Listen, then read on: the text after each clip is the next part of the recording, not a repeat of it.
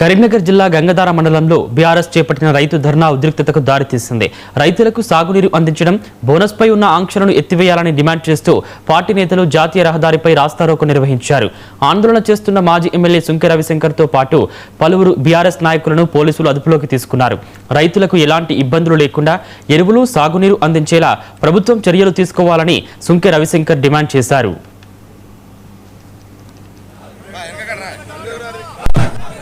దళారులు ప్రైవేటుకి ఎక్కడికైతే వీళ్ళు అప్పచెప్తున్నారో ఆ ప్రైవేట్ కాడ స్టాక్ ఉంటుంది, ప్రైవేటు దళారుల దగ్గర స్టాక్ ఉంటుంది.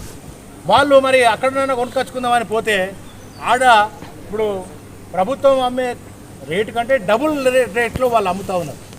అట్లా రైతు ఇబ్బంది పడుతూ ఉన్నాడు, కొనుగోలు చేసుకోలేక. అరకొరగా కరెంటు లేదు, రైతు బంధు లేదు, రైతు భరోసా లేదు, నీళ్లు లేవు, యూరియా లేదు.